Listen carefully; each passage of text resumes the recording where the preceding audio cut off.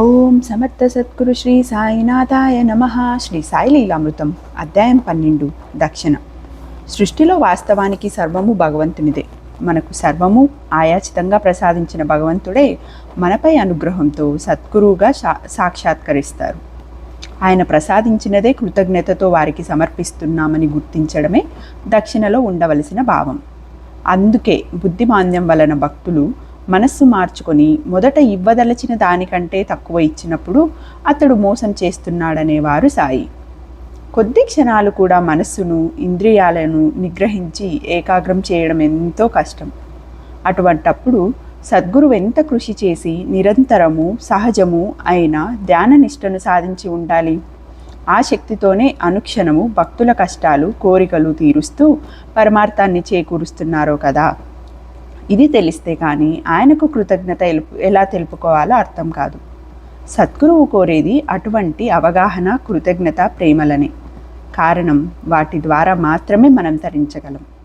భక్తులు కోరేది అశాశ్వతమైన లౌకిక విషయాలే అయినా ఆయన వాటిని సమకూరుస్తూ మనస్సును ఆత్మజ్ఞానం వైపుకు నడిపిస్తారు. ఆ కృతజ్ఞతే దక్షిణ. ఒకసారి కుదిరిన ఆ పాపం మరలా చెదరకుండా చూచుకోవడమే నిజమైన దక్షిణ. వారు నిరంతర తపస్సుతో కూడబెట్టిన తపశ్శక్తిని మనం వారి రక్షణలో పొందుతాము కనుక మనం కూడా ఎంతో శ్రమించి ప్రీతితో కూడబెట్టుకున్న ధనంలో సాధ్యమైనంత దక్షిణగా సమర్పించడం ధర్మమని ఋషులు చెప్పారు. వారి నుండి మనం పొందే లౌకికమైన సహాయం మనకు మాత్రమే ఉపయోగం. మనం ఆయన కర్పించేది తిరిగి సకల జీవుల శ్రేయస్సుకు ఉపయోగపడుతుంది కనుక దాని ఫలితం కోటి రెట్లు ఐహికంగానో పారమార్థికంగానో మనకే సంక్రమిస్తుంది.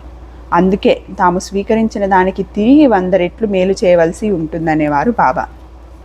అధమపక్షంగా దక్షిణను దానంగా తలిచిన ఆ దానాన్ని స్వీకరించే వారి ప్రాస్తత్యాన్ని బట్టి దాన ఫలం ఉంటుందని శాస్త్రం.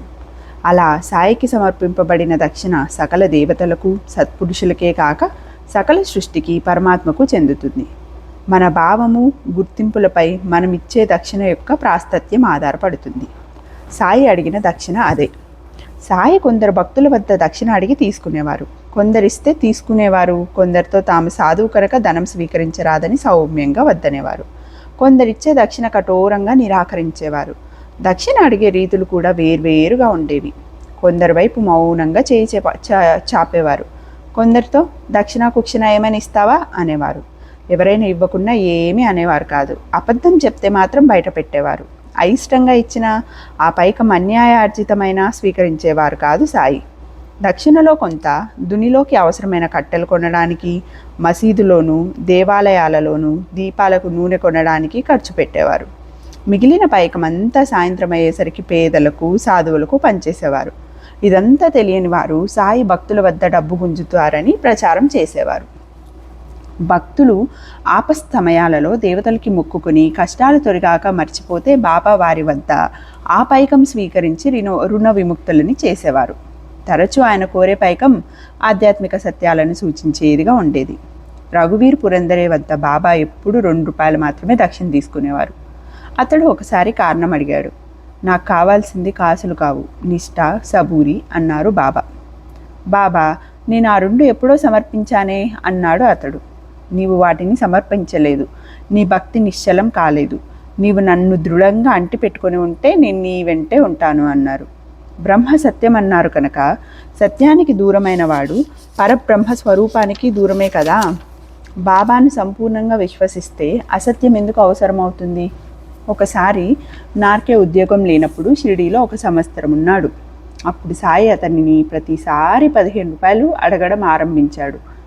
ఒకసారి అతడు, సాయి, నాకు ఉద్యోగం లేదు, సరైన దుస్తులు కూడా లేవు, నేను రోజు మీకు 15 రూపాయలు ఎలా సమర్పించగలను అన్నాడు. అప్పుడు బాబా, నీ పరిస్థితి తెలుసు, నీవు చదువుతున్న యోగావశిష్టంలోని బోధ నీ మనస్సులో నాటుకోవాలి. ప్రపంచంలో జీవిస్తున్న విషయాల పట్ల నిస్సంగుడివై ఉండాలని నా భావం. గురుబోధ యొక్క సారం గ్రహించి దాని ప్రకారం మన యోచనను పనులను సంస్కరించుకున్నప్పుడే మనం నిజంగా గురువును ఆశ్రయించినట్లు. అలా కాకుంటే అది మిథ్యాభక్తే. దహ్ను నివాసి ఉద్దవేష్ జ్ఞానేశ్వరి పారాయణ చేశాడు, కానీ అతడికి ఏమీ అర్థం కాలేదు. బాబా ఆజ్ఞాపిస్తే తప్ప అతడు మరల పారాయణ చేయదలచలేదు. తర్వాత అతడు షిరిడీలో ఉన్నప్పుడల్లా బాబా అతనిని రోజు 11 రూపాయలు అడిగారు. అతను వరుసగా 10 రోజులు ఇచ్చాడు. తర్వాత రోజు బాబా నాలోని 11 అంటే 5 జ్ఞానేంద్రియాలు, 5 కర్మేంద్రియాలు, మనస్సు మీకెప్పుడో సమర్పించాను అన్నాడు. అవి సమర్పించడానికి నీవెవరు, అవెప్పుడో నా పరమైనాయి అని బాబా సాహెబ్ జోగ్ వద్ద నుండి ఏకనాథ భాగవతం తెప్పించి అందులో 11వ అధ్యాయం తెరిచి అది జాగ్రత్తగా చదవమన్నారు. ఆత్మ సమర్పణ చేశాక నేను సమర్పించాను అనడం ఎలా సాధ్యం? అలా అంటే అవి తనవేనన్న భావం ఉన్నట్లే కదా. దీక్షిత్ ఒకసారి ఏకనాథ భాగవతంలో ఆత్మ సమర్పణ గూర్చిన శ్లోకం చదువుతున్నాడు. సాయి అప్పుడే అతని నుండి 16:30 తీసుకురమ్మని పూటీని పంపారు. బాబా నిజంగా కోరింది ఆ శ్లోకం జాగ్రత్తగా అర్థం చేసుకోమని దీక్షిత్కి తోచింది. అంతకుముందు తాను లెక్కించిన తత్వాలు ఇవి: త్రికరణాలు 3, ఇంద్రియాలు 10, బుద్ధి 1, అహంకారం 1, తన ప్రకృతి సగం, మొత్తం 15:30. సాయి కోరిన దక్షిణకు అర్థం తెలపమని ప్రార్థించి శ్లోకం మరోసారి చదివాడు. ఏకనాథుడు చిత్తాన్ని ఒక తత్వంగా చెప్పినట్లు గుర్తించాడు. మొత్తం 16:30. అదే సాయి కోరారు. ఒకప్పుడు దీక్షిత్ ఒక వేదాంత గ్రంథం చదువుతున్నాడు. అందులో బ్రహ్మమే సత్యమని, నామరూపాలతో గోచరించే జగత్తు మిథ్య అని చెప్పి ఉన్నది. అందుకు నగలు జగత్తుకి, బంగారం బ్రహ్మానికి పోలికగా చెప్పి ఉన్నది. బ్రహ్మం సత్యమైతే దాని రూపమైన జగత్తు మిథ్య ఎలా అవుతుందో అతనికి అర్థం కాక అతడు సాయిని ప్రార్థిస్తుంటే అప్పుడే అతనిని 100 రూపాయల దక్షిణ పంపమని కబురు చేశారు సాయి. వెంటనే అతనికి ఇలా స్ఫూర్తి ఇచ్చింది. వేదాంతం ఈ జగత్తు లేదనలేదు. జగత్ అనే నామరూపాలు నశిస్తాయని, వాటికి ఆధారమైనది నిత్యమని చెప్తుంది. బాబా కోరిన 100లో 1 లేకపోతే సున్నాలకు ఉనికి లేనట్లే నిత్యమైన సద్వస్తువు కన్యంగా రూపాలుండవని ఒక 0, పేర్లు ఉండవని మరొక 0 తెలుపుతున్నాయి. నిత్య వస్తువును 1 సూచిస్తున్నది. ఒకరోజు రేకే తన జేబులో 100 రూపాయలు ఉంచుకొని బాబాని సందర్శించారు. సాయి అతని వద్ద 40, తర్వాత మరో 40, ఆ తర్వాత 20 రూపాయల దక్షిణ తీసుకొని మరలా 40 రూపాయలు అడిగారు.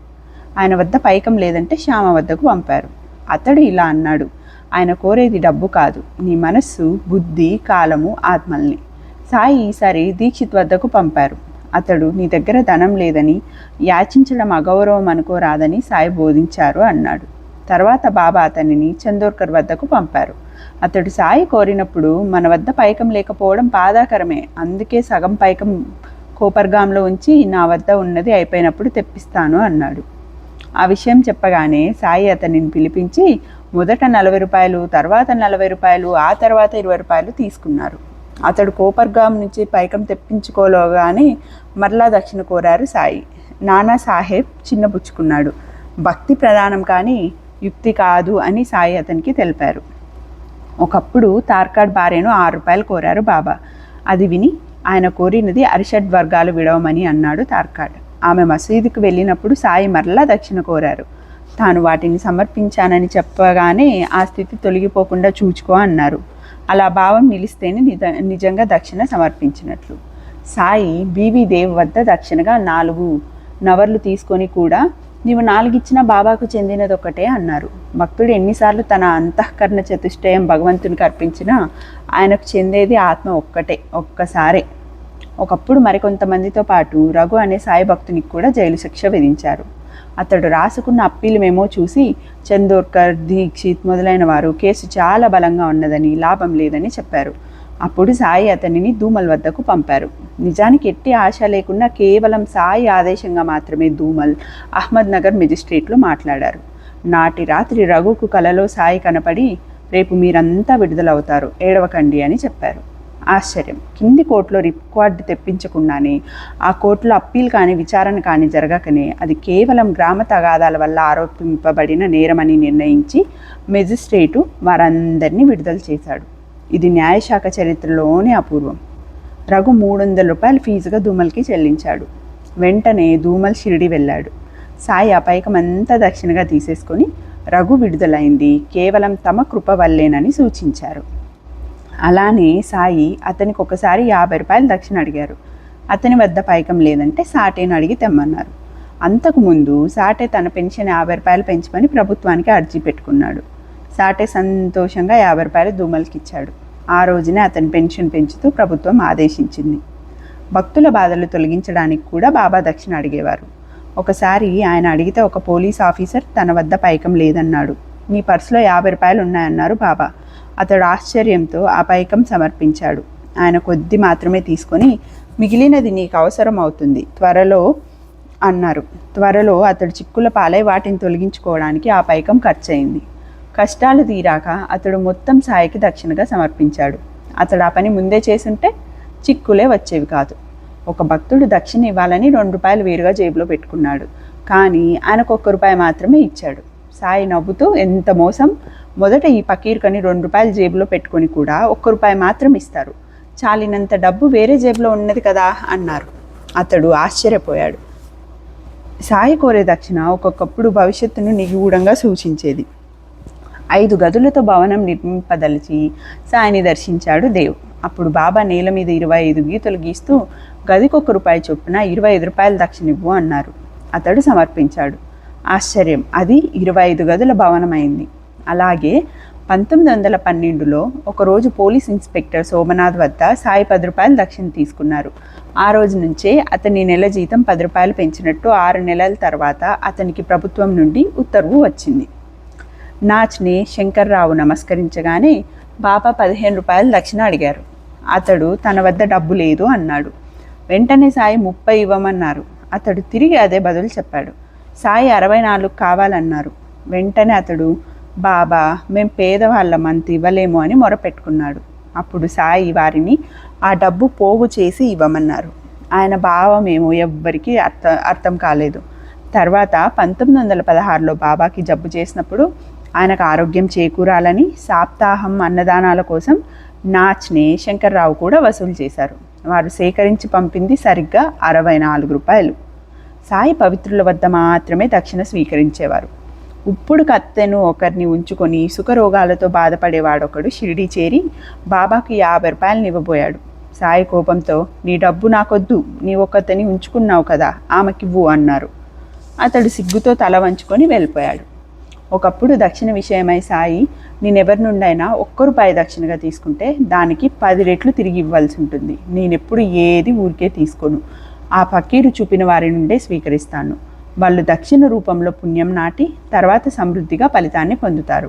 సిరి సంపదలు ధర్మాన్ని సాధించడం కోసమే ఉన్నాయి. కేవలం సుఖాల కోసమే వెచ్చిస్తే అది వ్యర్థమే. ఇది వరకు ధర్మం చేసి ఉంటేనే ఇప్పుడు సంపద పొందుతావు.